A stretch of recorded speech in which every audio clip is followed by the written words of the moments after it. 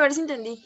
En base a lo que nosotros expusimos, vamos a hacer qué proponemos como política pública. Claro, claro, ese es más que nada, ese era el objetivo más que nada de la exposición. No era que nada más me agarraran el tema y ya me lo expusieran. No, yo desde el principio les dije, tienen ustedes que desarrollarme un tema y del tema me tienen que ustedes sacar una política pública, ya sea en materia de derecho penal, ya sea en materia de derecho laboral, civil, mercantil, agrario, lo que ustedes quieran. ¿Por qué? ¿Cuál es mi objetivo de hacer esto? La mejor propuesta de política pública sacada de ustedes de este pequeño ejercicio, quiero llevármela al departamento de psicopedagogía y que se ponga a participar esta propuesta, que digan, la Universidad de Oriente, el alumno fulano de tal, está proponiendo esto. Hay veces que en el diario oficial de la Gaceta, toman alguna que otra propuesta de política pública ciudadana, ¿sí? ¿Cuál es mi objetivo de esto? Estamos hablando ya adentrados a este punto y en esta parte, a lo que viene siendo la elección racional, el raciocinio propio de ustedes mismos. ¿Por qué? Porque ustedes son ciudadanos, tanto como yo, comunes, normales, que día a día encuentran una problemática diaria. Ustedes están enfocados en la parte del derecho. Algunos me pueden decir, no, pues es que yo ya me agarré derecho fiscal y yo veo todos estos problemas en la parte de la fiscalización y la gente no lo conoce. Entonces, a mí me encantaría hacer una propuesta en esto, para que la gente tenga estas propuestas, estos proyectos y se pueda resolver una problemática social, ¿sí? Por ejemplo, otra propuesta en la parte de lo que viene siendo, no sé, feminicidio.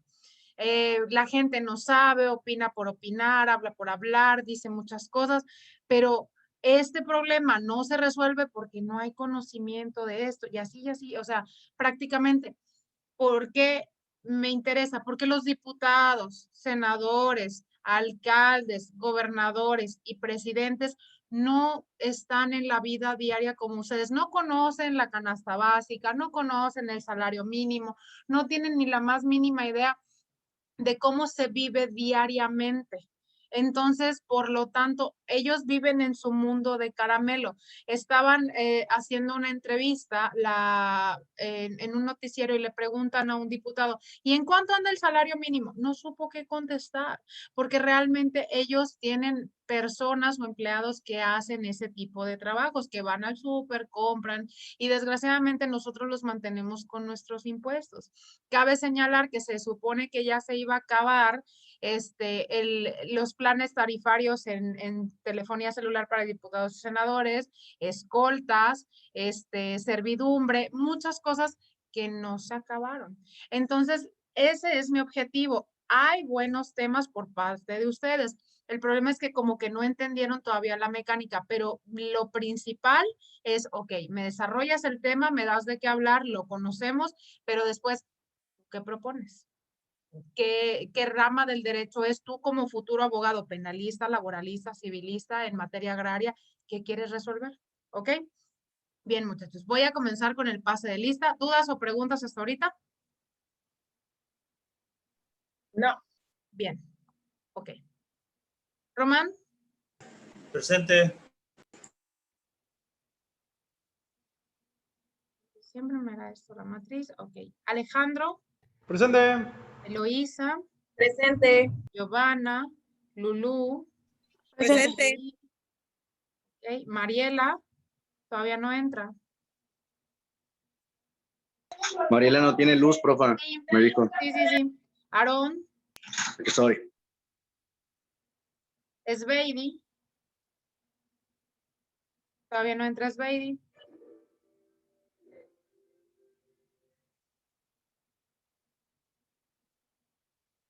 Y Víctor Isaías. Bien, muchachos. Presente. Ok.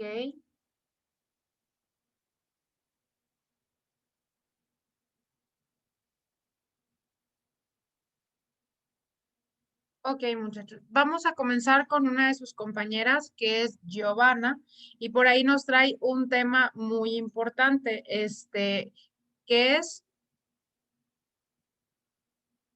Sobre la adopción homoparental. Algo bien importante que yo creo que es que tenemos que aprender, muchachos, y comenzar a abrir y enfocar nuestros horizontes, ya que en México todavía tenemos mucha ignorancia. Ok, te escuchamos y dudas o preguntas las vamos resolviendo sobre la marcha. ¿Sale? Si quieres proyectar o lo que necesites, un video o algo, por ahí me avisas, Giovanna. Sí. Chicos, estaba yo comentando Ujú. que vayan abriendo sus cámaras por respeto a sus compañeros expositores. ¿Sale? Ok, Miss, es que le tengo que apretar a mi diapositiva, ¿verdad? Creo que A ver. ahí está. Ay, no sé qué hice. En share screen, ahí le das compartir pantalla. A ver. Déjeme encontrarlo.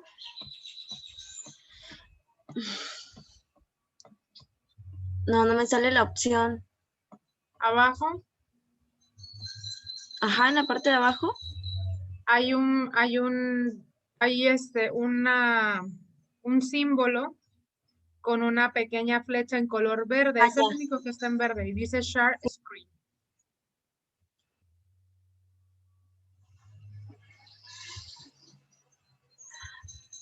No me aparece solamente las páginas que tengo abiertas. Selecciona la que voy a Ok, ajá, exactamente, seleccionas la que vas a compartir. Ahí está. Ok. Bien.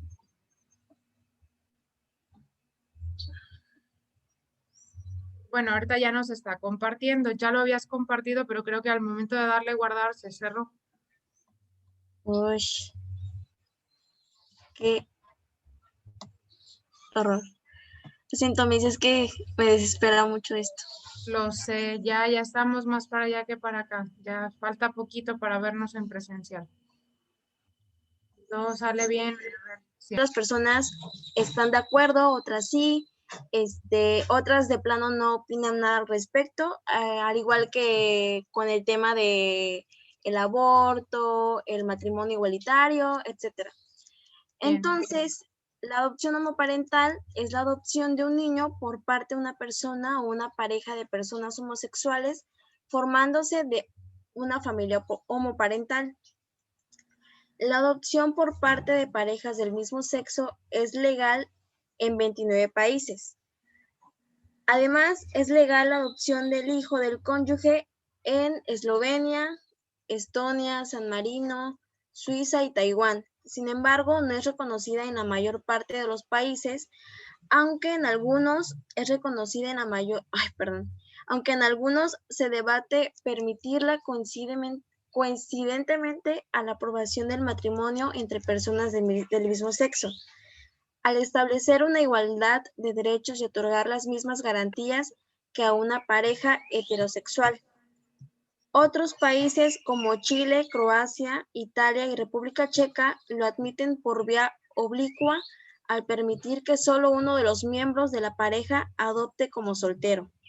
O sea, esto quiere decir que no en todos los países está permitido que todos tengan, o sea, que puedan ejercer todos sus derechos, y en otros solamente un miembro de esa pareja puede adoptar, o sea, puede hacer todo ese trámite como si fuese soltero. O sea, en realidad no se están respetando los derechos de las personas con diferentes preferencias sexuales. Ajá, o sea, no se respeta absolutamente nada porque pues tiene que aparentar lo que no es con tal de poder adoptar. Ajá. Okay. Y bueno, la adopción homoparental en México. Para las parejas del mismo sexo, adoptar sigue siendo una carrera cuesta arriba en la que enfrentan prejuicios de todo tipo. En León, Guanajuato, un matrimonio se convirtió en la primera pareja en adoptar a un pequeño de 3 años. Y la imagen que está en la pantalla es la pareja que adoptó a ese niño. Ellos son Alan Vela y Daniel Alcántara. Se convirtieron en la primera pareja homoparental en poder adoptar a un pequeño en León, Guanajuato, uno de los estados más conservadores del país y en donde más resistencias ha opuesto la clase política local al avance de una agenda igualitaria. Sí. De hecho, a ellos les tomó 3 años. Lo que el Sí. pequeñito tiene fue lo que tardaron. Y no nada más en la parte de lo que viene siendo, chicos, con respecto a parejas del mismo sexo. También la adopción, el proceso de adopción aquí en México es un proceso largo, tedioso, cansado, que desgraciadamente no ha sido agilizado por la ignorancia de nuestras autoridades, más que nada el DIF, ¿sí? Yo lo tengo por experiencia con uno de mis primos. Desgraciadamente ella no pudo ser mamá.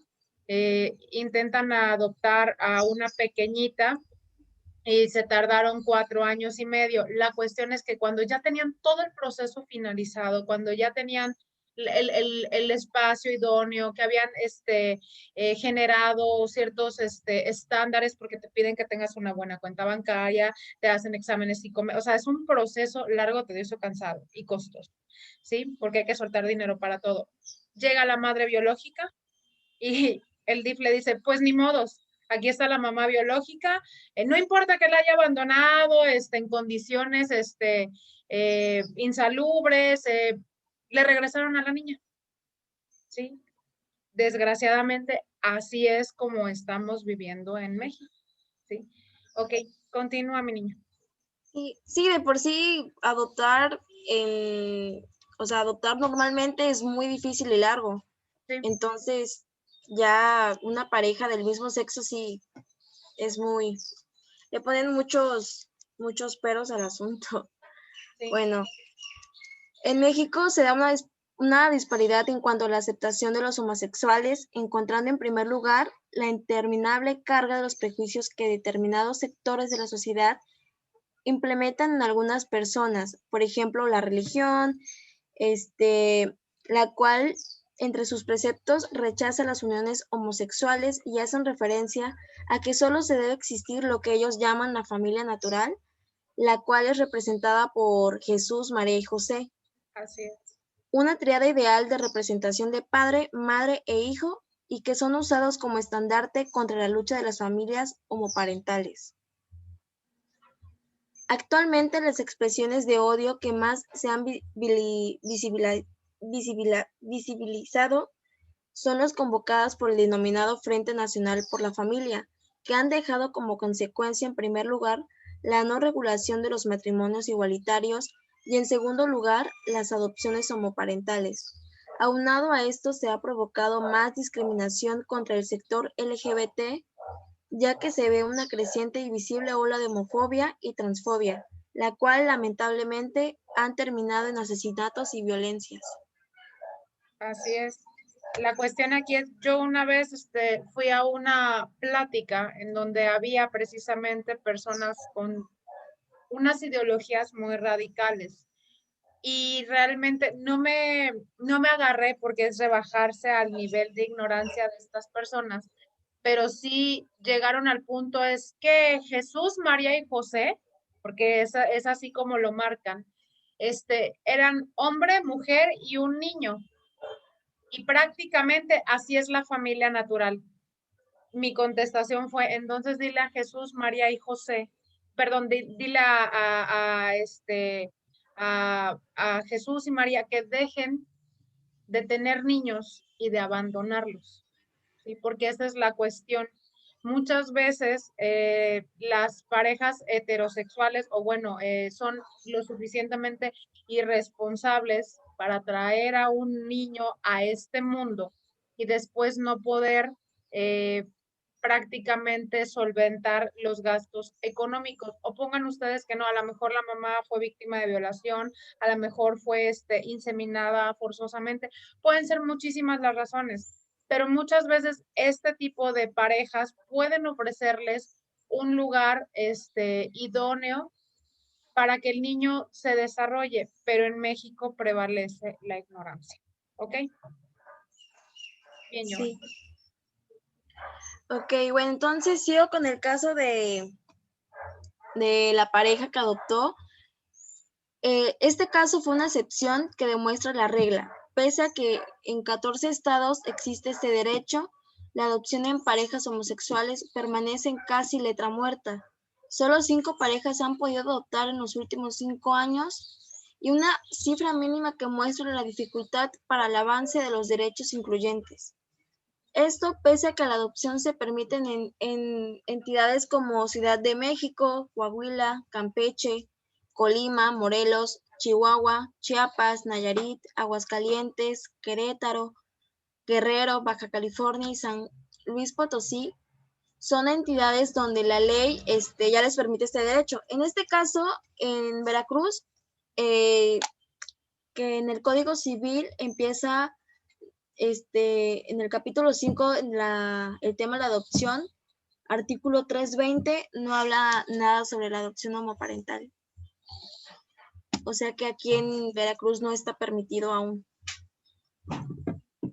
Entonces, esto significa que en la última media década las parejas homosexuales tuvieron acceso a este derecho únicamente en 0.2% de todas las adopciones registradas en el país, siendo una en Baja California de una pareja lesboparental, que es mujer con mujer, una más en Campeche y 3 en Ciudad de México, y estas últimas por parejas homoparentales, que es hombre con hombre.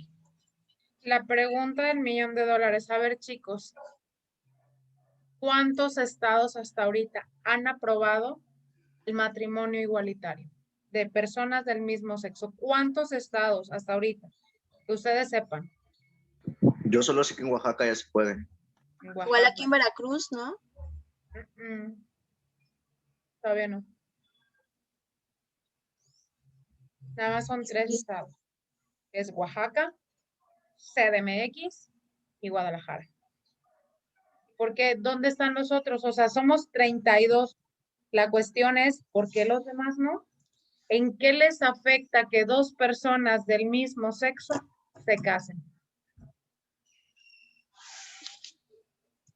O sea, realmente vivimos tan estandarizados, vuelvo a lo mismo, vivimos en la ignorancia, vivimos bajo ese rubro tan, si hay machismo, si hay ignorancia, hay mucha homofobia en México. No sé si ustedes lo han notado, pero hay demasiada homofobia en México todavía. Por eso hay mucha gente que vive guardando las apariencias respecto a su sexualidad y viven con una pareja con la cual no son felices.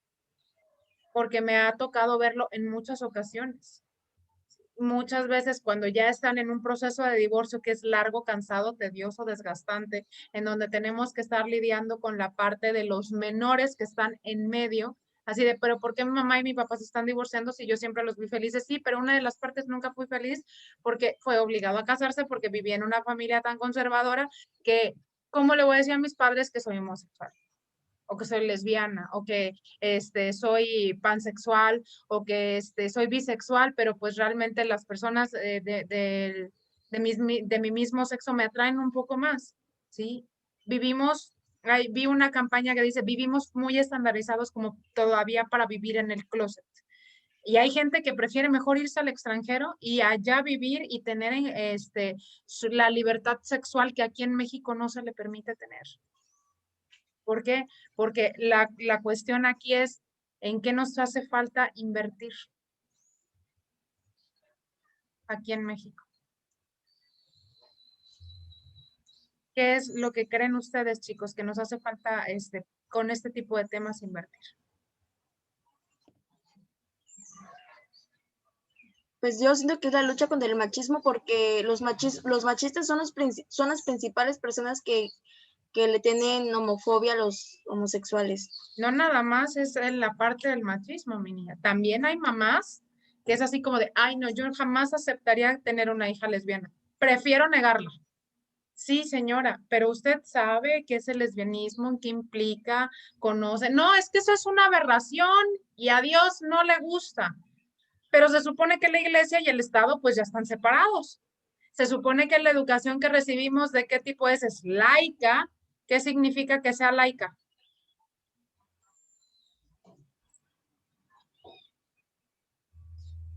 Que tu religión ¿Por no las tiene nada que influencias ver. de una iglesia o...? Exactamente, que tu religión no tiene que estar aunada o junto con la educación. Eso es lo que nos señala el artículo. Tiene el artículo 3º de la Constitución, laica, gratuita y obligatoria, ¿sí?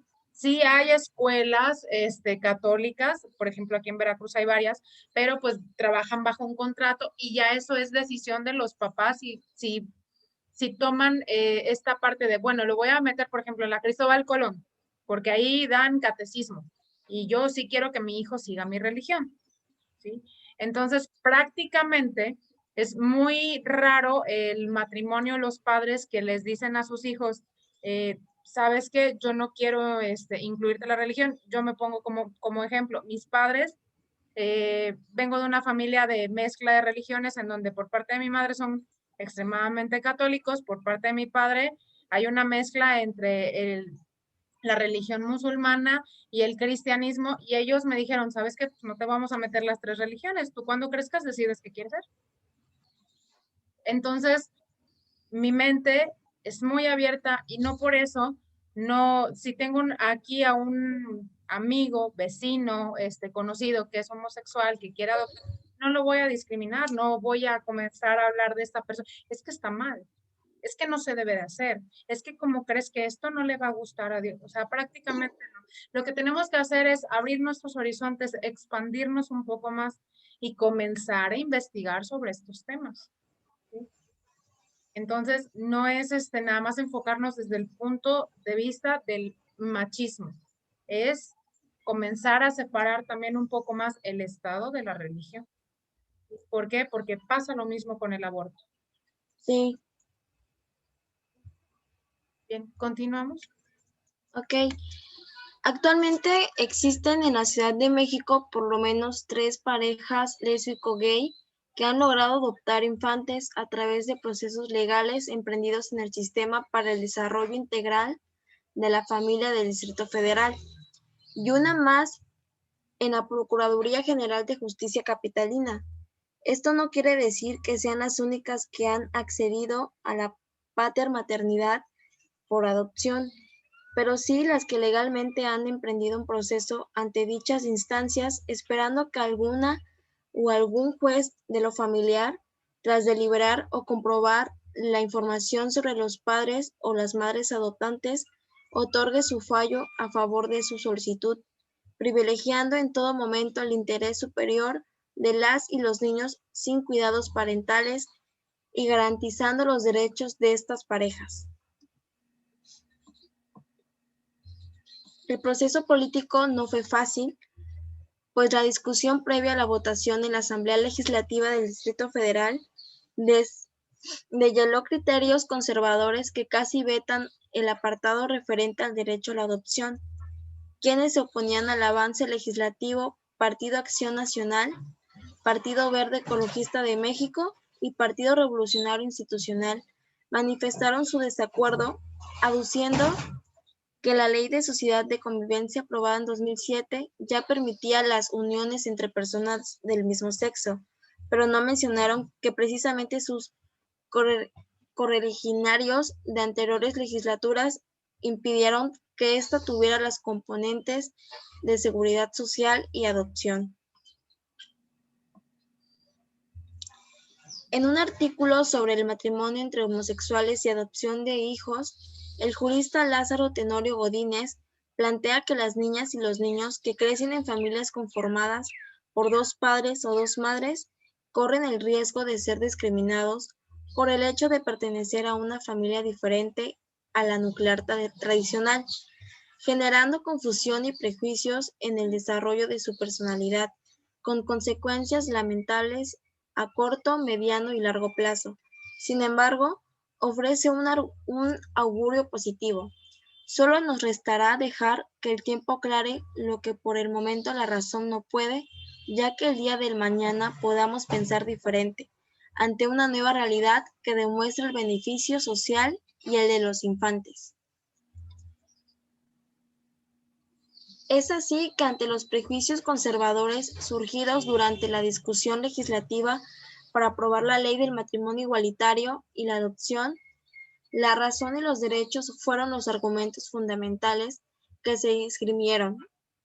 Para ello, un grupo de activistas de la comunidad 61 referencias conforman una familia homoparental y acceder al derecho de adopción, ya que es una realidad en la Ciudad de México.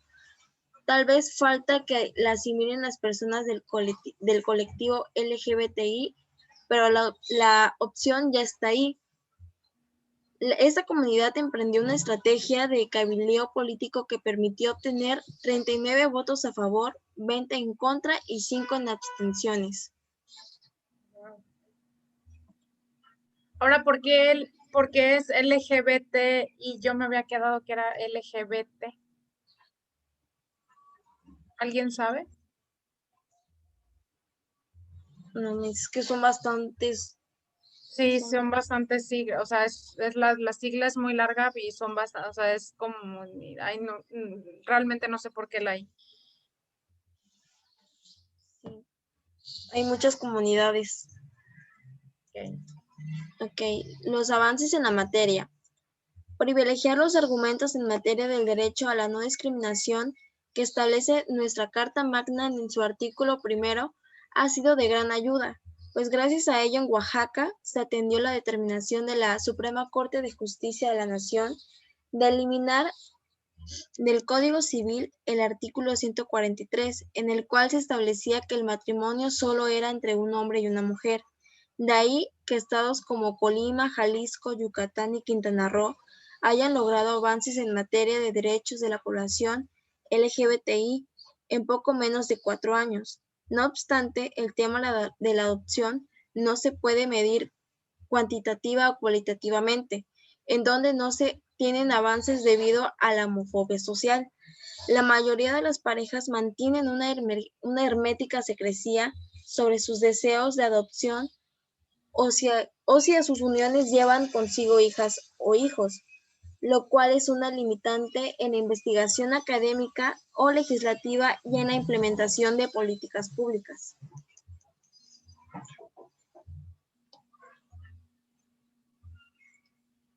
Al anterior razonamiento se añade los contextos de discriminación que viven las personas LGBTI en algunas regiones de nuestro país.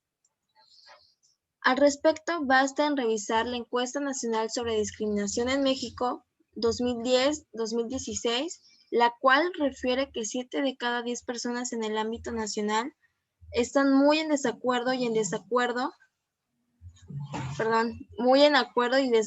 con que las personas del mismo sexo adopten niñas o niños. En Guadalajara, Jalisco, 7.8 de cada 10 personas indicó estar en desacuerdo. En Monterrey, Nuevo León, el 6.8 y en la Ciudad de México, el 6.7. Y existen diferentes puntos de vista sobre el concepto de familia, el cual de manera jurídica no se aborda un concepto único y general. Una parte de la sociedad asimila que una familia es aquella, como ya lo había comentado, que está conformada por un padre, una madre y los hijos. Ok, a ver, pausa tantito. A ver, muchachos, ¿cuál es el concepto personal que ustedes tienen como familia?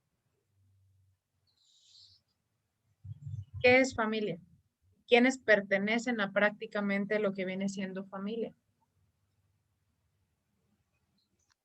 Ustedes van a ser abogados y alguno de ustedes va a dedicarse a la parte del derecho civil, penal, ¿sí?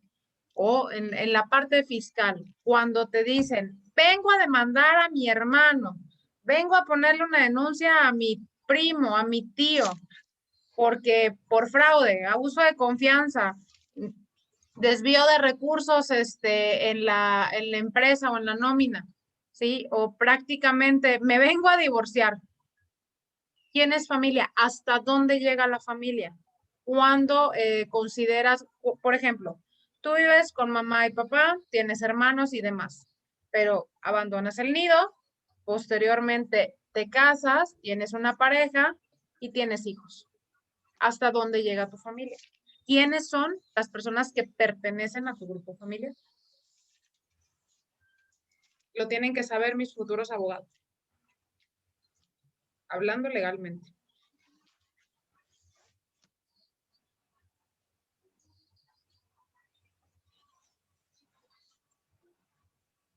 A ver, Aaron. Yo cuando estaba con la mamá de mi hijo decía que ella y mi hijo eran mi familia. Era una familia que yo tenía o que hice, y ellos dos eran mi familia como tal, mi núcleo familiar. Y pasó a ser mi núcleo familiar externo, mis familiares, que serían mi mamá, mi hermana, mis tíos, pero pues ya mi familia era Karina y mi hijo. Y tu hijo. ¿Sabías que ella tenía la responsabilidad legal por ti y por tu hijo? Y tú también tenías la responsabilidad legal por ella y tu hijo. Pasa lo siguiente, Sí, yo aunque no tenía es que responder por ellos. exactamente, aunque tú no estés casado legalmente, muchachos, pongan ustedes que dicen, me voy a llevar a la muchacha, la voy a sacar del rancho y me la voy a llevar para mi casa. Sí, en ese momento, tú ya te estás haciendo responsable, aunque no te hayas casado, por esa persona, ¿sí? Y por tus hijos. Y esa es tu familia en línea directa, ¿ok? Mamá, papá, abuelos, tíos, primos y hermanos pasan a otro, nunca dejan de ser tu familia, pero pasan a otro término y a otro rubro, ¿sí? Prácticamente, si tú ya te casaste, dejas un testamento, ¿a quién se le va todo? A la esposa, las deudas, las responsabilidades legales, todo, ¿sí? Y a tus hijos. ¿Por qué? Porque viene siendo en línea directa, porque viene siendo hablando legalmente. Y después pasa mamá, papá y demás. Si, no sé, llegas a tener un accidente muy catastrófico y demás. Pero es así como se debe manejar. Y eso es lo que ustedes deben de saber, muchachos. Si les llegan a preguntar el día de mañana, a ver, ¿quiénes son los ascendientes pertenecientes en línea directa?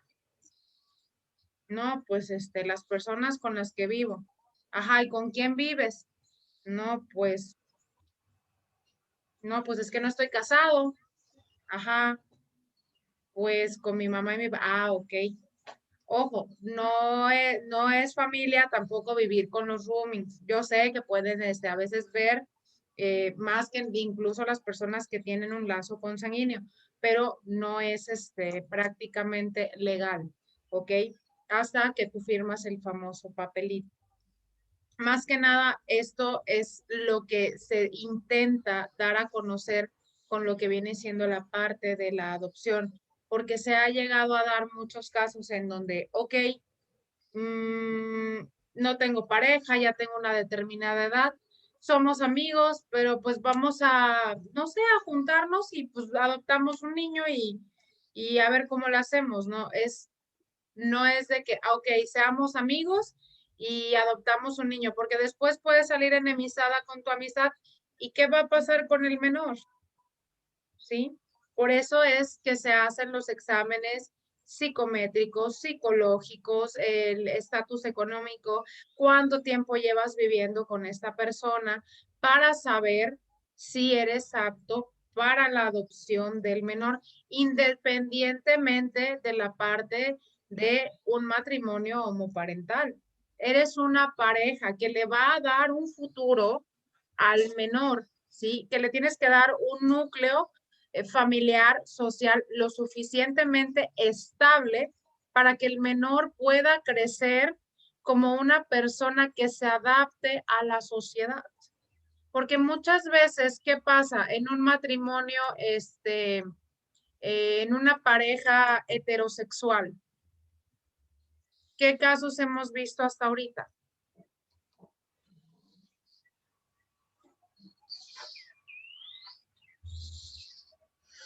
¿Qué podemos encontrar en casos de una pareja heterosexual? Y yo hace tiempo, maestra, hice una investigación acerca de la adopción también homoparental, y en una investigación que hice resultó que hay familias heterosexuales que abusan más de los niños que Exacto, realmente las que las familias parejas homosexuales. Sí, esa investigación es cierta hasta la fecha. ¿Por qué? Porque muchas veces, ¿quiénes son los que atentan o cometen actos de pederastia en contra de los menores? Es el papá, es el abuelo, es el tío. Sí, en línea directa, pues son los padres, ¿no? En muchas de las ocasiones hay violencia familiar o intrafamiliar en el núcleo, lo cual, les vuelvo a señalar, da patrones de conducta repetitivos, ¿sí? En esta parte. Acaban de ver el caso de la chica que fue asesinada por el novio, la de acá de casa. Bueno, Esas personas que son gays o lesbianas son de las que iban a abusar de los niños. Exacto, exactamente. ¿Por qué? Porque es ignorancia.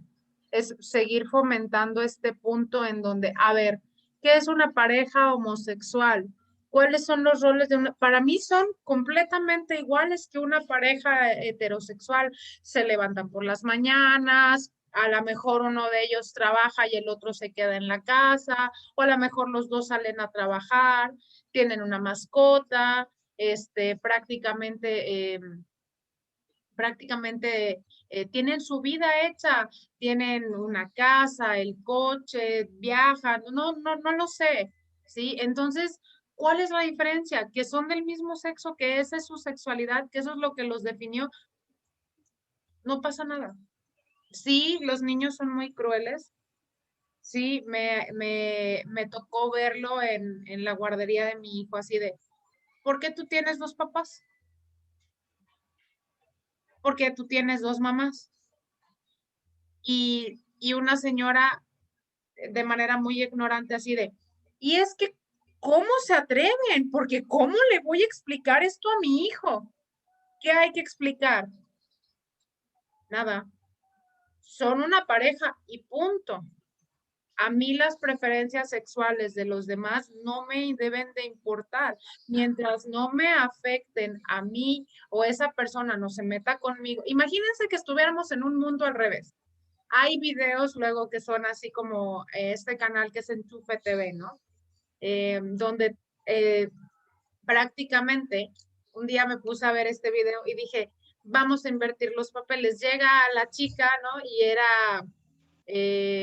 era fruto de un matrimonio homosexual, tenía dos mamás, y llega con un chico y dicen, ay, mira esta, ya no salió del closet, trajo un hombre a la casa. Entonces, fue muy cómico porque están en un mundo al revés, ¿sí? Eso es lo que llega a pasar.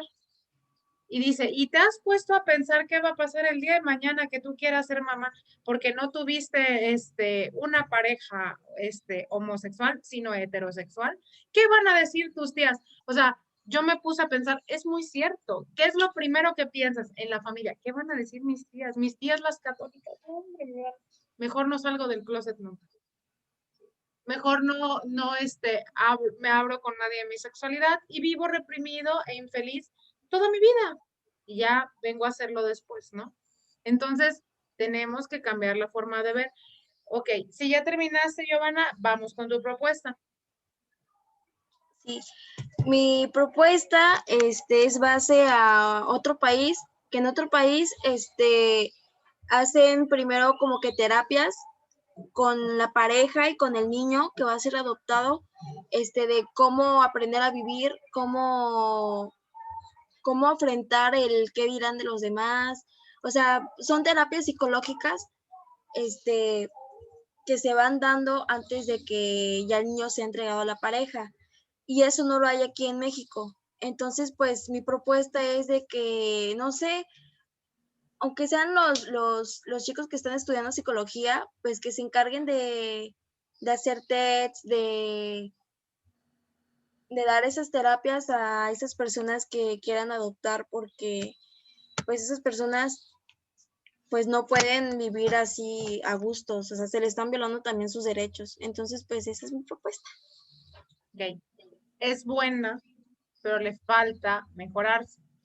Es una propuesta que tiene que ir acompañada no solamente de un psicólogo, porque los que participan en la parte de la adopción también son trabajadores sociales, abogado, bien importante, porque sin el abogado no se hace el proceso, ¿sí? Tiene que ir el psicólogo, el psiquiatra, porque a lo mejor puede ser un niño especial con Asperger o con la trisomía 21 o con TDA ¿sí? Por el proceso traumático que tuvo de crecer en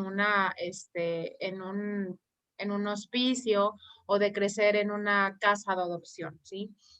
Yo hubo un tiempo en el que estuve trabajando con Casa Día. Casa Día es una casa prácticamente que ellos lo que hacen es rescatar a niños en condiciones de explotación sexual, laboral, explotación infantil, pero créanme que los niños que están ahí realmente eh, han sufrido, han sido víctimas de violencia, pero muy, muy extrema, ¿sí? Entonces, el proceso de adopción de estos chiquitines es muy difícil, porque luego llega el matrimonio se hace ilusiones, quiere adoptarlo, pero, oh, triste realidad, el DIF, y me tiene que traer esto y esto y esto y el otro y aquello, y que el formato de no sé qué ya se actualizó y que vaya, o sea, son miles de vueltas. Obviamente es un proceso muy desgastante para la pareja, en donde también les comienza a generar estrés y en donde muchas veces los matrimonios terminan divorciándose. ¿Sí? Y muchas veces dicen, ¿sabes qué? Hasta aquí yo ya no quiero saber nada de la adopción. ¿Por qué? Porque no lo hacen fácil. No digo que ningún país sea nada más así de, bueno, ya llévate al niño, no me interesa, si eres un pederasta potencial, no importa. O sea, esto no pasa. Sí, se les tiene que hacer un estudio. La cuestión aquí es, si van a ser los adoptantes un matrimonio homoparental, es ok. Desgraciadamente, explicarle al matrimonio, desgraciadamente vivimos en una sociedad retrógrada, machista, ignorante, no evolucionada, en donde esto todavía no es normal y está mal visto por la sociedad, a pesar de que estamos en el siglo XXI del año 2021. Ok, se les va a dar terapia. También vamos a hablar con un trabajador social, también viene la parte legal, también vamos a irles a, o sea, que sea un proceso, una política pública basada en un proceso en donde se agilice el trámite, se le adapte a la pareja y al menor. Si es un bebé, pues no hay tanto problema, ¿sí? Porque la psique de un bebé, pues no es tan difícil. Pero si es un menor, no sé, de 4 años en adelante, que ya entiende la parte biopsicosocial, en hacerles ver y entender que puede ser que tengan una infancia difícil por el punto en donde vas a tener muchas burlas en tu escuela y la pregunta frecuente va a ser, ¿por qué tienes 2 mamás? ¿Por qué tienes 2 papás? ¿Sí? Ir adaptando este punto. Entonces, lo que podríamos hacer es trabajar una política pública en materia de adopción homoparental a través de la educación, ¿sí? Fomentar los valores sociales y hacerle entender a las personas de una sexualidad prácticamente heterosexual, que es mamá y papá, que los matrimonios homoparentales u homosexuales no tienen nada de malo. Que no va a pasar nada si su hijo va a la escuela con un niño que que fue adoptado por un matrimonio homoparental. Porque esto se da y ha llegado a pasar aquí en México. Es que mi hijo no puede ir en el salón de ese niño. ¿Por qué? Porque ya lo vio, tiene 2 papás. ¿Y eso qué tiene? No, a lo mejor el niño también tiene esas mañas. No, no, no, no, no. Yo voy a sacar a mi hijo de esta escuela o lo voy a cambiar de salón. O sea, la ignorancia ante todo. Tenemos que hacer una política pública en materia de información y de correlación de valores, los cuales, esos por parte de quién van. ¿La educación y los valores los tenemos que dar los docentes o en casa? En casa. Así es, entonces tenemos que comenzar desde ese punto. Y comenzar a separar así como de, bueno, ok, tengo una mamá muy religiosa, muy católica, o puede ser que sea, no sé, testigo de Jehová u otra religión, ¿no? Pero ¿sabes qué? Mamá, en la escuela de mi hijo hay una pareja gay y pues tu nieto va a estudiar. Ay, no, ¿cómo crees? Sácalo de ahí, porque ¿cómo crees? lo siento, pero pues yo al menos a mí no me afecta y este chiquito o este pequeñito va a ser uno de los mejores amigos de tu nieto, por favor no te metas. No pasa nada si es si es un niño adoptado por una pareja del mismo sexo. No pasa nada. O sea, prácticamente no pasa nada. ¿Por qué? Porque muchas veces la psique de un niño es mucho menos maleable que la de un adulto y ellos no conocen de malicia hasta que los adultos les impregnamos el gen maligno, ¿sí? O lo que viene siendo el chip maligno. Es así como de, no le hables, no lo hagas, no lo mires, no te juntes. ¿Pero por qué? Porque es malo. ¿Pero por qué es malo? Porque es diferente a ti. Esa es la cuestión. Comenzar a informarnos, comenzar a distribuir, ¿sí?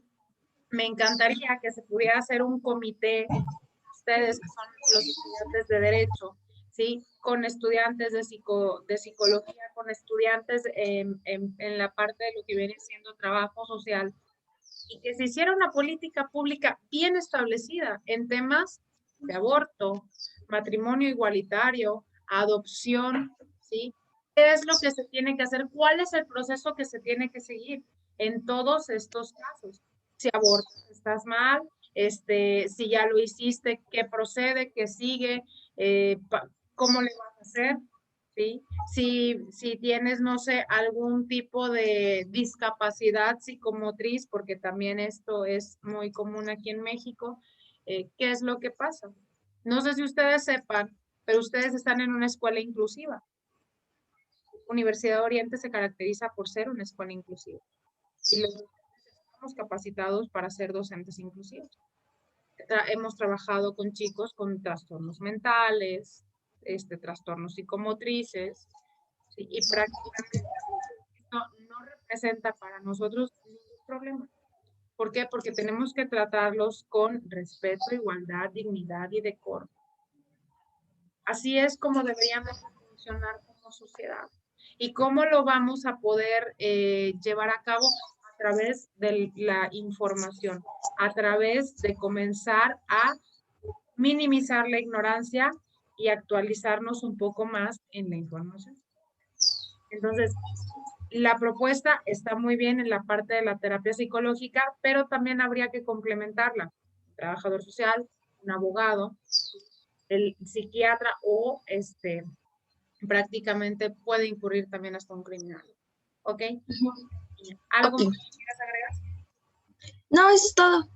Ok, bien. Un aplauso para su compañera. Ya nada más hay que incluirlo en lo que viene siendo cuando vayas a subir la información. Ahorita a ti te va a corresponder la semana 13. No, perdón. Sí, en la semana 13, ahí aquí te voy a abrir los tópicos y ya ahí me vas a incluir tu presentación más tu propuesta. ¿Ok? Es lo que yo, estudiante de Derecho, Giovanna, propongo en parte del derecho. Esto es parte del derecho penal, ¿sí? Y civil también, porque estamos hablando de ahora. Pero, ¿qué pasa? A ver, ¿qué pasaría, chicos, si ya está legalizado el que una pareja homoparental aquí en Veracruz adopte y se le ponen todas las trabas posibles para que esto no funcione o no se lleve a cabo? ¿Qué es lo que tiene que hacer esta pareja? ¿Con quién debe de acudir? ¿Qué es lo que debe de hacer?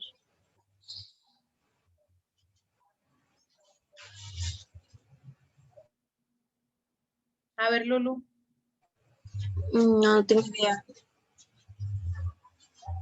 A ver, Eloisa.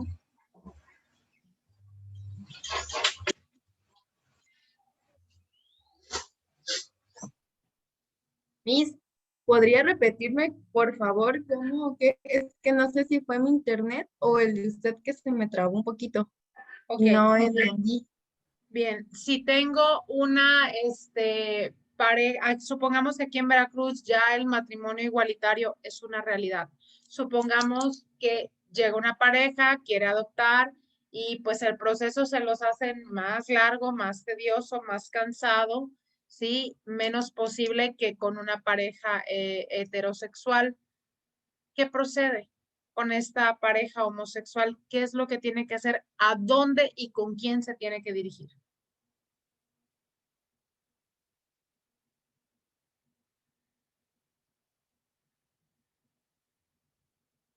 ¿Sí me escuché?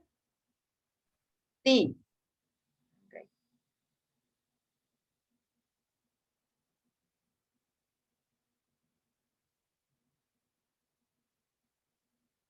¿No? A ver, Román. No es a derechos humanos. Exacto. Ir a derechos humanos. ¿Ante quién? Derechos humanos no resuelve entre particulares nada, pero derechos humanos sí resuelve de lo que viene siendo un particular ante una institución, ya sea privada o gubernamental, porque están violentando sus derechos humanos. Prácticamente no te tienen por qué poner ninguna traba si estamos hablando de un de que ya es legal, ¿sí? De que ya está aprobado, de que ya no van a tener ningún problema. ¿Ok?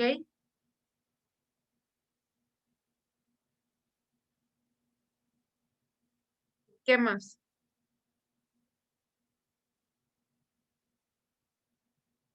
¿Se imaginan que el día de mañana les lleguen a pedir asesoría así como de, bueno, tú ya estudiaste la carrera, pero es que no soy titular, no importa, pero debes de tener conocimiento. Yo, pues quiero adoptar un bebé con mi pareja. Ah, ok, pero pues somos dos varones. Eh, ¿Está mal? ¿Qué tan ilegal es? ¿Lo puedo hacer? O sea, ¿saben qué es lo que tienen que decirle a estas personas? ¿O saben cómo se tiene que manejar?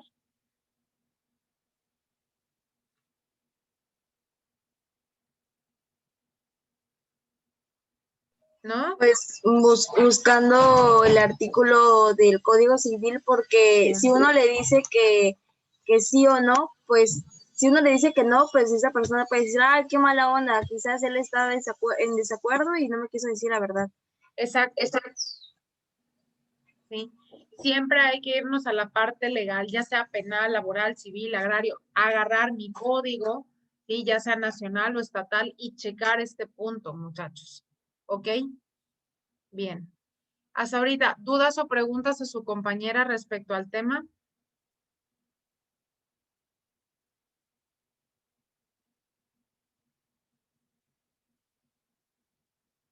¿No? ¿Nadie? Hable ahora o calle para siempre. ¿No? Ok, chicos. Bien. ¿Quién continúa?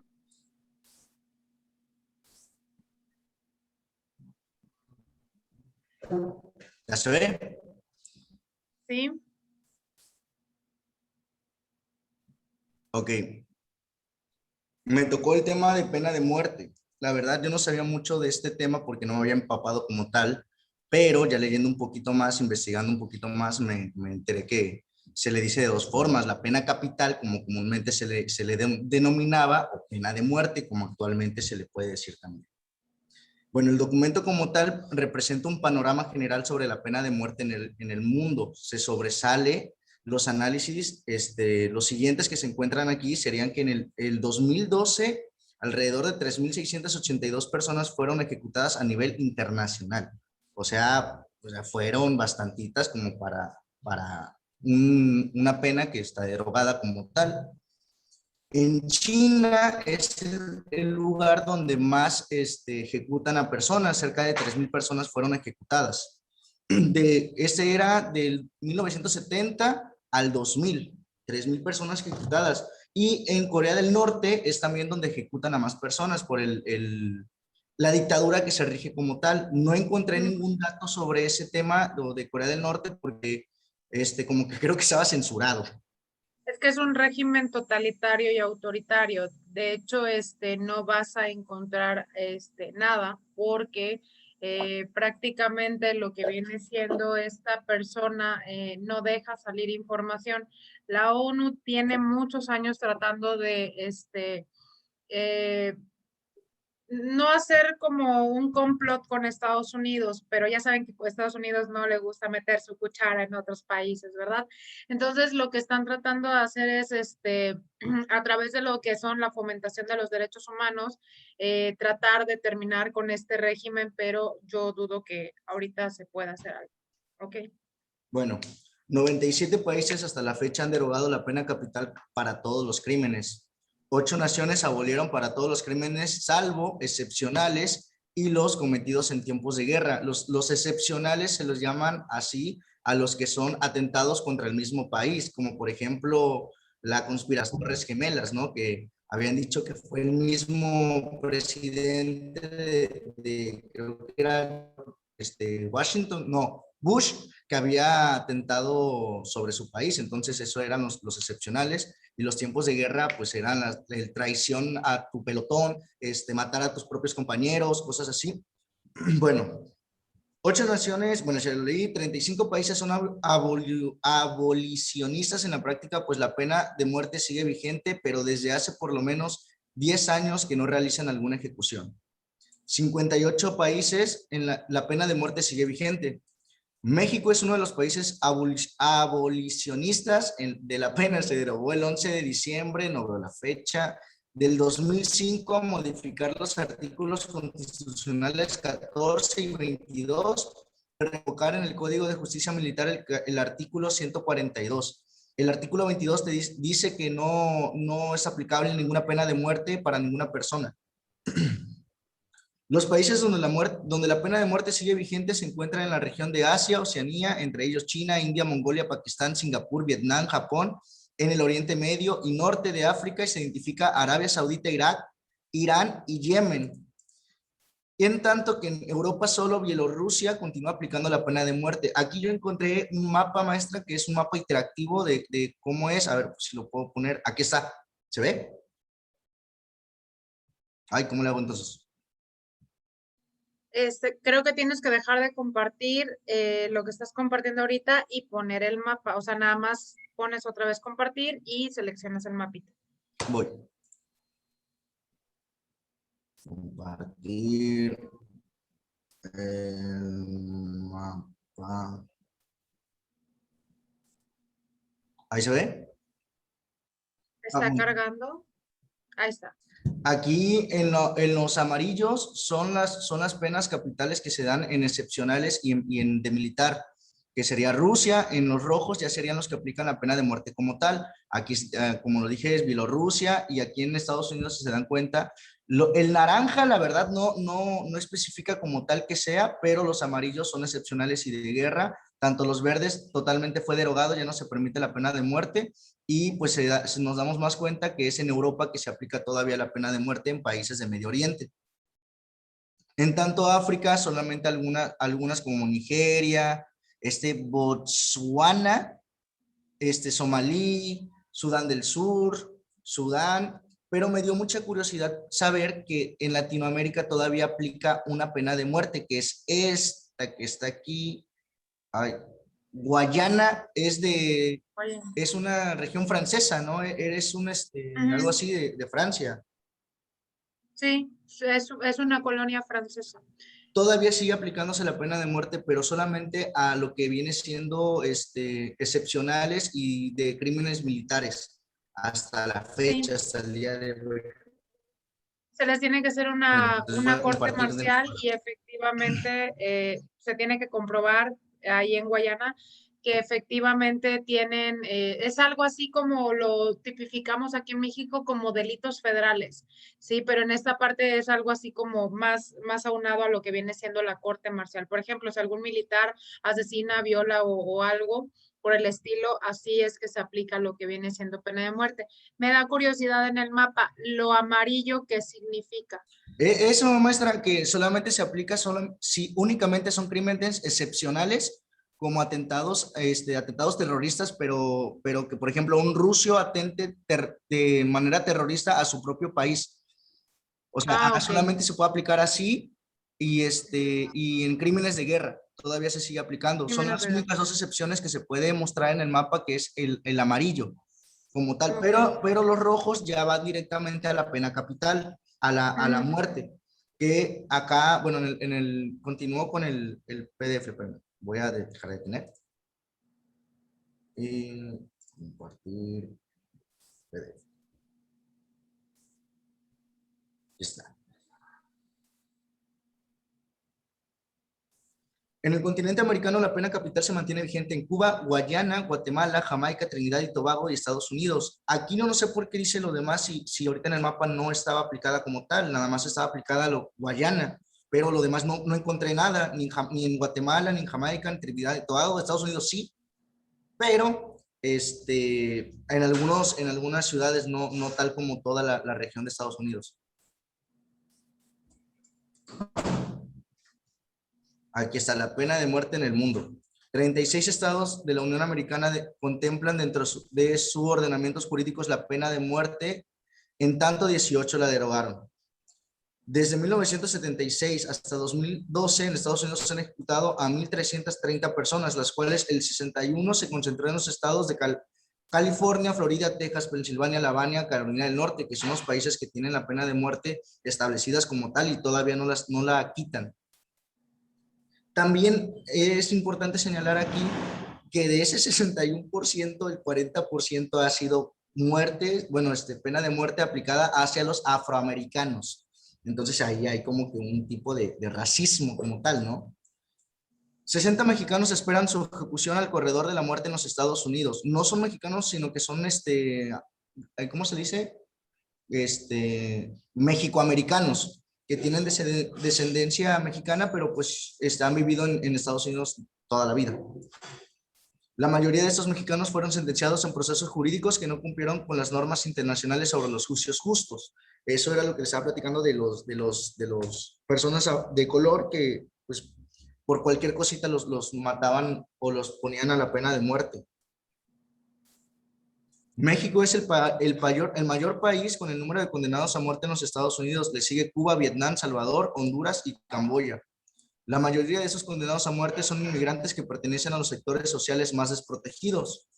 La inyección letal es el método de ejecución que más se utiliza actualmente y consiste en una combinación de 3 fármacos. No sé cuáles son esos fármacos, maestra, la verdad. Sí, ahí sí me falló. Es haloperidol, pentotal sódico y es una droga que se pone para animales prácticamente, el haloperidol es para lo que es el dolor, el pentotal sódico ayuda al acelerar lo que viene siendo el ritmo cardíaco para que les dé un infarto, y posteriormente viene la parte de cuando el otro medicamento que es el que se le da para animales, no recuerdo qué nombre es, ayuda al detenimiento de la irrigación sanguínea para que lo que viene siendo el corazón deje de trabajar y el cerebro se apague y la persona no sufra. O sea, se aplica la pena de muerte, sí, pero se supone que debe de ser de una manera digna y decorosa. O sea, la persona no tiene por qué sufrir. O sea, sí cometiste un acto delictivo, sí se te va a aplicar lo que viene siendo la pena de muerte,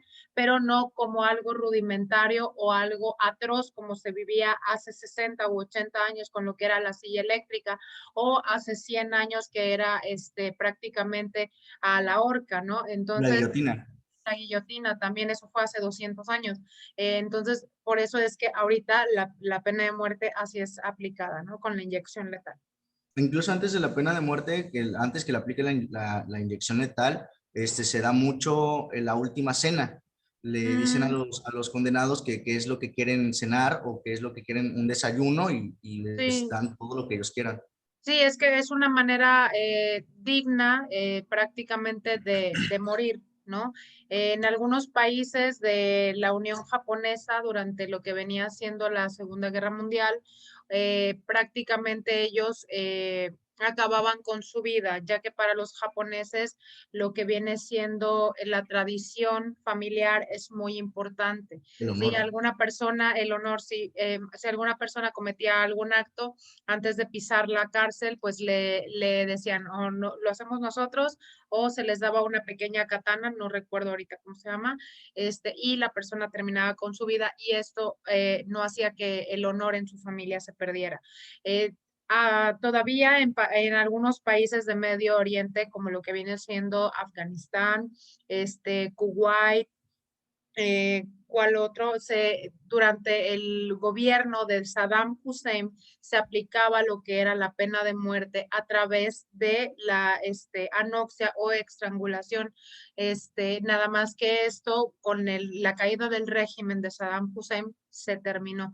Mucho de esto se aplicaba en mujeres que eran víctimas de lo que se practicaba en este entonces con el tiro de gracia, que era llevarlas a algún estadio, a algún lugar público, porque en estos casos el esposo la señalaba de adúlteras porque la habían visto hablando con otro hombre, había enseñado los tobillos a través de lo que venía haciendo la burka, etcétera, etcétera. Entonces, todas estas prácticas con el paso de los años y la caída del régimen de Saddam Hussein se han ido terminando. Sigue pasando en algunos países de Medio Oriente, son un poco contados, pero la ONU sigue trabajando a marchas forzadas para frenar este tipo de prácticas.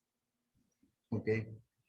Bueno, aquí también comenta que los estados que aplican la pena de muerte en la Unión Americana se enfrentan a una crisis debido a que los laboratorios, muchos de ellos europeos y de países que se oponen a la pena de muerte como Alemania y Reino Unido, han dejado de vender los fármacos a las prisiones. Ante la escasez de las sustancias de inyección letal, se están llevando a cabo experimentos con otros medicamentos cuyos efectos son más agresivos en el cuerpo del ejecutado. En países del continente americano se encuentran vigentes 5 instrumentos dirigidos a la prohibición de la pena de muerte, 1 de carácter internacional y 4 regionales. Aquí es un poquito lo que viene siendo la pena de muerte en el mundo. La pena de muerte es un tema controversial. Su debate inició a finales del siglo XVIII y se extiende hasta nuestros días. Los gobiernos, las organizaciones internacionales y regionales, representantes del mundo político y actores de la sociedad civil mantienen posiciones encontradas sobre la pena capital y su abolición. Los que están a favor justifican su mantenimiento a través de 3 elementos centrales: por su fuerza disuasoria como método de castigo y como medida de control de la delincuencia.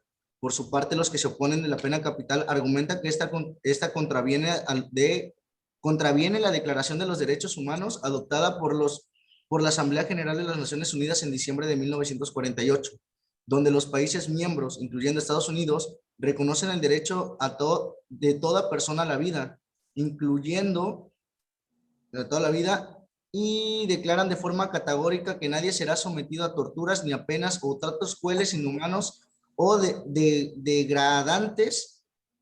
Por ello, a medida que la comunidad internacional avanza el reconocimiento de los derechos humanos, la erradicación de la pena capital se ha extendido a diversos países, entre ellos los que se encuentra México. Este trabajo presenta un panorama general de la pena capital a nivel mundial y se divide en 4 apartados. El primero se aborda la pena de muerte desde la antigüedad hasta fines del siglo XVIII. El segundo se hace un breve reencuentro de la pena capital en el siglo XX, en tanto que el tercero se considera a los países con mayor número de ejecuciones en el mundo, concentrándose de manera particular en los Estados Unidos de Norteamérica. En el cuarto apartado se presentan los instrumentos internacionales dirigidos a la prohibición de la pena de muerte en los países de las regiones de las Américas. Esa es un poco una pequeña introducción a lo que viene siendo la historia de la pena de muerte y los métodos de ejecución. La pena de muerte o pena capital es la sanción más grave y antigua de la humanidad. La mayoría de las sociedades la han utilizado en algún momento de su historia. Fue aplicada en tanto en el mundo oriental como en el griego y el romano. Su uso se consolidó en la Edad Media, particularmente en los siglos XVI, XVII y XVIII. Su empleo para castigar una amplia variedad de delitos, desde el asesinato y el robo hasta la brujería y la blasfemia, de igual forma se puso tanto en los delitos de orden político como para el carácter militar y de traición a la patria, por ser ateo, cambiar de religión. En el siglo XVIII, en la Gran Bretaña, la pena de muerte se aplicó a más de 200 delitos, incluyendo el robo y la tala de un árbol. Mientras que en China, a finales del siglo XIX, alrededor de 850 delitos fueron motivos de ejecución, muchos de los cuales reflejaron la posición privilegiada de las personas adultas respecto de los jóvenes y de los hombres sobre las mujeres. Las formas de ejecución también definieron a cada sociedad y a lo largo de los siglos. No obstante, todas se caracterizaron por ser un método crueles, pues su finalidad era imponer el mayor sufrimiento al delincuente condenado a dicha pena. Entre los métodos más comunes, pero no por ello menos sanguinarios, se encuentra el fusilamiento, la horca, la guillotina, la decapitación, la lapidación, diversas formas de mutilación, el ahogamiento, la hoguera, sobre todo para mujeres condenadas por brujería o por estar poseídas por el demonio. De esta forma de ejecución fue un uso dominante por la Inquisición en Europa Central y Nórdica. Algunos de estos métodos se siguen utilizando en la actualidad, junto con nuevas formas de ejecución como la silla eléctrica, las cámaras de gas y la inyección letal. En la mayoría de los países, a finales del siglo XVIII, la pena capital no fue cuestionada, era una práctica común. Las voces que se escucharon a favor de su abolición, como las de Agustín Hipona en el siglo XVIII, en el siglo XIII, o Tomás Moro en el siglo XVI, tuvieron un carácter aislado, poco sistemático. El punto de inflexión se produjo después de 1765, cuando a raíz del movimiento de la Ilustración y a par de las conquistas sociales y jurídicas logradas en algunos países europeos, se comenzó a cuestionar. Este debate perdura hasta la actualidad. En el siglo XX y la pena de muerte. Al inicio del siglo XX, solo 3 países habían abolido la pena capital para todos los delitos: Costa Rica, San Marino y Venezuela. Tiempo después, cuando se adoptó la Declaración Universal de los Derechos Humanos en 1948, el número de países abolicionistas aumentó a 8 y a finales del 1978 la cifra se elevó a 19. ¿Tú sabes, Aaron, cuántas mujeres fueron asesinadas en el siglo XIV de la Edad Media precisamente por actos de brujería a nivel internacional? La verdad no sabría más, pero sí creo que era muy común esa práctica, pero solamente hacia las mujeres. Fueron 2.5 millones de mujeres acusadas de brujería en una casa que le duró a la Santa Inquisición casi 10 años. Eso fue lo que, obviamente, la mujer fallecía, pues era inocente. La mujer que lograba aguantar los actos de tortura y barbarie, prácticamente se le seguía juzgando hasta que terminaban con su vida. Hay un libro que se llama El Marium Maleficarum. Cuando puedan, léanlo. Habla sobre los actos de tortura que cometió la Iglesia Católica en contra de estas mujeres, y prácticamente muchas eran idealistas políticas o mujeres que tenían algún tipo de, no sé, eran curanderas o no se adaptaban en ese momento a su género. Y prácticamente ahí fue cuando se comienza, o sea, la pena de muerte no es de ahorita, la pena de muerte habla de, si hablamos desde la época de cuando se aplicó, pues desde siglos antiguos, en el inicio del hombre, prácticamente la parte religiosa, nos vamos al Génesis, desde ahí ya se aplicaba la pena de muerte. Jesucristo fue víctima de pena de muerte, ¿sí? Aplicada a una de las técnicas ancestrales más dolorosas, rudimentarias y yo creo que inhumanas que se le pueden aplicar a un ser humano aún estando con vida, ¿sí?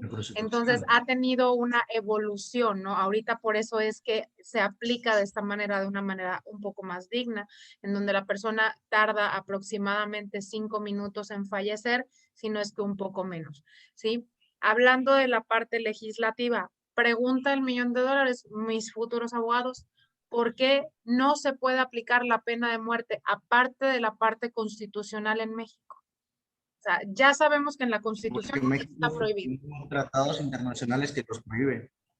Esa sería otra. Y una cuestión más. Por los derechos humanos, ¿no? Porque aquí sí se rigen con los derechos humanos como tales. Como tales. Y la pregunta es, supongamos que ya no, que la Constitución fue modificada, los derechos humanos pues ya no entran como tal. ¿Creen que nosotros como sociedad, y aún sabiendo aclarar todo lo que viene siendo el proceso penal, estamos preparados para poder sobrellevar lo que viene siendo la pena de muerte? Yo digo que sí, siempre y cuando se sepa aplicar correctamente y a los delitos correspondientes como tales. Por ejemplo, yo mucho lo estaba pensando ayer con unos amigos diciéndole, yo cómo voy a aceptar que un violador, que alguien que mata niños, que alguien que asesinó a 20, 30, 40 personas, aparte que lo estamos manteniendo nosotros con impuestos en la cárcel, siga teniendo derechos y la Constitución y los derechos humanos lo sigan protegiendo como tal. O sea, le quitó la vida a bastantes personas y él no se aseguró de los derechos humanos de ellas. Y nosotros sí tenemos que preocuparnos por los derechos humanos de esas personas cuando realmente, perdón, pero sería como que darle más tiempo, darle una opción a una escoria de la sociedad como tal de que no respetó derechos humanos de las demás personas.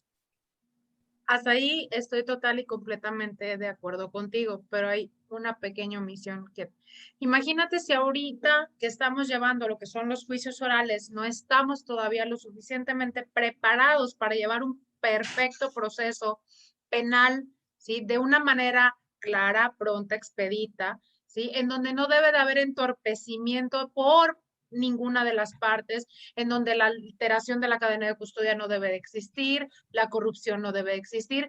Seguimos en una sociedad en donde de la población penitenciaria del 100%, el 25 o el 35% son inocentes. Hay una película que se llama La vida de David Gale. Sí, me encantaría que puedan buscarla y verla. Está en YouTube, estaba en Netflix, ya la quitaron. No les voy a contar el final, pero realmente ustedes cuando vean todo el proceso que pasa en Texas, ¿sí? Se ponen a pensar, sí, la pena de muerte está fabuloso y debería ser aplicable para estas personas, pero ¿qué pasa cuando la persona no tiene responsabilidad? ¿Cuántos chivos expiatorios no han existido a lo largo de la historia aquí en México? ¿A poco ustedes creen que la persona que mató a Luis Donaldo Colosio, que está tras las rejas en el penal del Reclusorio Oriente, tiene toda la responsabilidad? Por supuesto que no.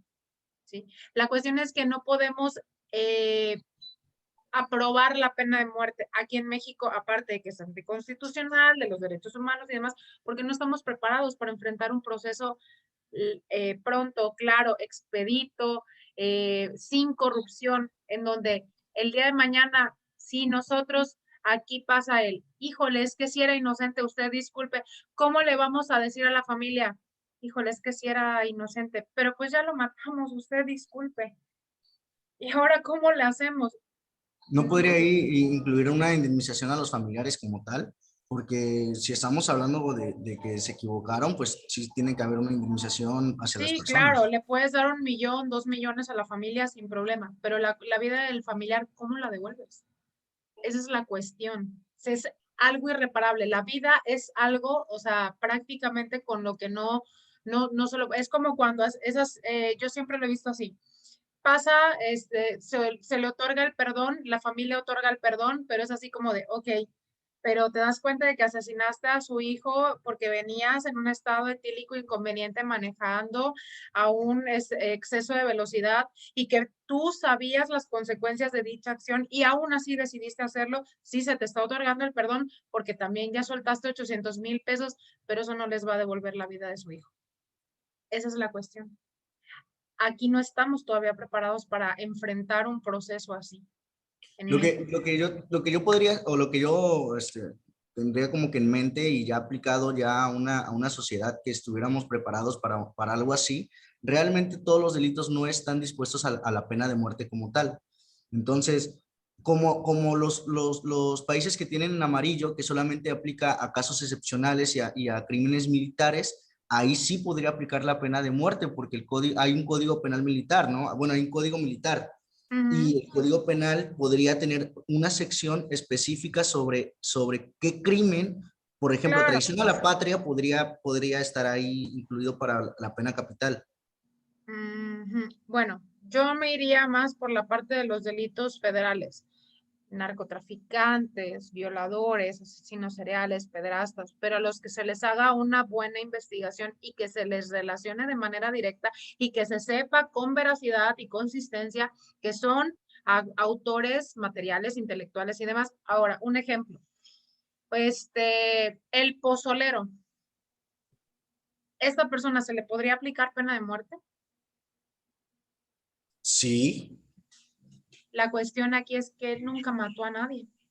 Pero él desaparecía los cuerpos, como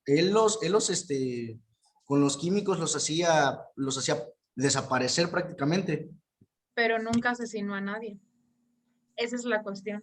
O sea, aquí, ¿qué tipo de delito entra en esta parte? O sea, él sí agarra, se le hace la entrevista y te dice, pues a mí me llevaron aproximadamente 500 cuerpos y yo me deshice de ellos, pero jamás le quité la vida a nadie, porque todos los que me llevaban o ya tenían el tiro de gracia o estaban desmembrados o prácticamente incluso hasta a veces así lo dice en la entrevista, me los llevaban apestosos.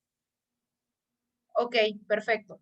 Se va por lo que viene siendo desaparición forzada o prácticamente la alteración de un cuerpo para lo que viene siendo desaparición, pero no se le fincaría lo que viene siendo homicidio, porque él nunca mató a nadie.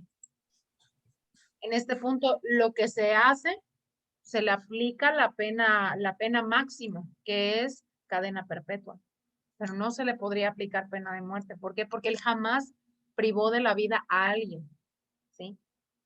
Y por ejemplo, el monstruo de Ecatepec, que utilizaba a su mujer como chivo expiatorio para que ellas llevara a la casa a las mujeres, y él las mataba, y él hacía que su mujer las cocinaba. ¿También aplicaría la pena de muerte para la mujer o no como tal?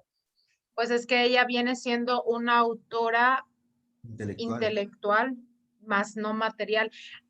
¿Vieron el caso de Gabriel en Netflix?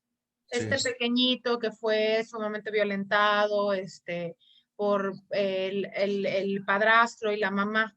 O sea, prácticamente es uno de los casos, yo creo que más fuertes que he visto en violencia infantil. Pero, ¿a quién se le fincó la responsabilidad y la pena de muerte? Al padrastro, ¿no? Porque él era el que o sea, los dos abusaban del menor. A ella, ¿por qué no se le pone pena de muerte? Porque ella confiesa, ¿no? Entonces es lo que le dicen sus abogados. Tú confiesas, no hay problema, prácticamente se te da cadena perpetua, se te otorga el perdón, entre comillas, porque pues ya estás cooperando con la fiscalía. Él prácticamente, él es el autor material. ¿Por qué? Porque esa noche, ¿quién lo golpea? ¿Quién termina con la vida del menor? Es él, ¿sí? Pero ella también cometía actos de violencia en contra del menor y también lo violentaba y también estaba ahí y jamás hizo nada para poder impedir que su propio hijo, que era biológico de ella, no fuera violentada por esta persona, ¿sí? Para mí, desde mi punto de vista, ambos tenían que haber sido juzgados por la pena capital, ¿sí? Que es pena de muerte. Yo, de hecho, estaba viendo el documental, dije, ojalá, cuando dicen, no, a ella no, dije, pero, ¿sí? Pero viendo la parte legal y yéndonos a la parte y juntando todas las piezas, ella no podía ser juzgada con pena de muerte, porque confiesa, porque no atenta y termina con la vida de Gabriel de manera directa, ¿sí? Entonces, he ahí, todos esos puntos y escenarios tendrían que ser analizados. Es por eso que no se puede aplicar aquí en México, porque todavía estamos a pesar de que ya llevamos 10 años con el proceso de los juicios orales y pasamos de un sistema inquisitivo a un sistema acusatorio, todavía no estamos preparados. Hay muchas inconsistencias, inconformidades y errores que se siguen cometiendo. Vamos con el caso de Marisela y la muerte de su hija, ¿sí?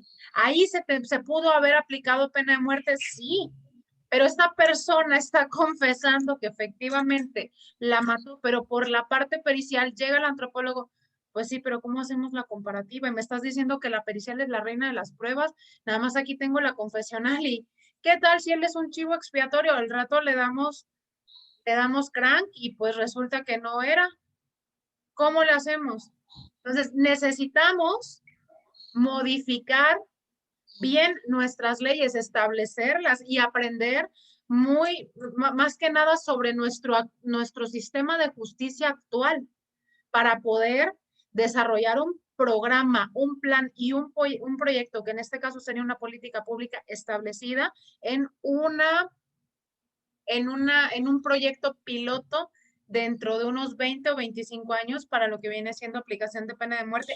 Demasiado tiempo, ¿no? Es demasiado, demasiado tiempo como para pensar que todos los delitos que se puedan cometer en ese tiempo y pensando que la ley no es retroactiva, entonces a partir de que se promulgue esa ley, hacia adelante, sí los delitos que puedan cometer, sí aplica la pena de muerte, pero los delitos que cometieron de atrás, de ese punto hacia atrás, no aplica. Entonces, no, yo digo que en un año, maestra, pueden sentarse a platicar acerca de este tema, sacar puntos de vista y opinar realmente de una forma correcta y concreta la opinión también pública, porque he notado, bueno, el 62%, también estaba leyendo, el 62% de los mexicanos están de acuerdo a la pena de muerte. Un 20% no, porque estaban mezclando tema religioso. Claro, que eso a Dios no le gusta, por supuesto. Y otro 20 se abstinó de opinar. Entonces, si un 62% está de acuerdo, ¿cómo no es posible de que no puedan sentarse a platicar sobre tan solo que sea otro código aparte que no sea el penal, sino que sea específicamente para crímenes que se puedan platicar, sentarse y decir, bueno, este crimen sí, pero este crimen no. Si haces esto, ¿Quiénes que serían las personas adecuadas para ponerse a platicar sobre esto? La cuestión aquí en México es quiénes son nuestros representantes, diputados y senadores. ¿Quiénes son los diputados? Carmen Salinas, los plurinominales. Prácticamente son personas que no conocen el gremio y que no tienen los conocimientos todavía específicos. ¿Saben quién es Miguel Carbonell, muchachos? El doctor Miguel Carbonell, superdoctor Miguel Carbonell. Conocen la obra del doctor Miguel Carbonell, uno de los mejores abogados penalistas de lo que viene siendo aquí en México. Él tiene un apartado, para la próxima les voy a traer la opinión de él sobre el tema de pena de muerte. No lo vamos a terminar ahorita, seguimos para la siguiente clase, Aaron, y ya le damos la conclusión. Por ahí ve preparándome lo que viene siendo tu política pública. Yo, Aarón Salas, ¿qué propongo? ¿Qué me gustaría hacer? ¿En cuánto tiempo se podría realizar? Sí, yo hice una encuesta, y pues estos son los resultados que me arrojan, sí, prácticamente. Sí, se puede aplicar siempre y cuando sean delitos en específico y que se lleve un buen proceso. Pero les digo, ¿cuánto tiempo podemos para lo que viene siendo el feminicidio para erradicarlo? Ahorita no está ni siquiera controlado. Apenas se comienza a tener una idea sobre lo que viene siendo el feminicidio y hasta eso porque detonó con las muertas de Juárez. Pero prácticamente tenemos todavía 20 años para echarle coco a este tema para poder erradicarlo. Ahorita no estamos... tipificarlo correctamente como tal. Así es. Así es. Entonces, imagínate para este tema, de lo que temas como pena de muerte, aborto, desaparición forzada, adopción homoparental, son temas súper tabú aquí en México, que no estamos todavía como sociedad preparados para poder hablarlos, ni siquiera para poder discutirlos, porque tú ponte a hablar de todos estos temas con tu tía, la religiosa, y vas a agarrarte del tronco. Te lo juro. Entonces, prácticamente nos falta mucho camino que recorrer. Y todo esto se tiene que hacer a través de la educación y a través de lo que vienen siendo los conocimientos y tenemos que empaparnos de todos estos temas. Ok, chicos, pues los estoy viendo para la siguiente clase que viene siendo el miércoles y ya le damos conclusión al tema de Aaron. ¿Sale, vale? Bien, chicos, me dio gusto verlos. Cuídense mucho. Gracias, Miss. Cualquier cosa estoy en tutorías ahorita de 5 a 7. ¿Sale? Ok, cuídense, chicos. Gracias. Bye.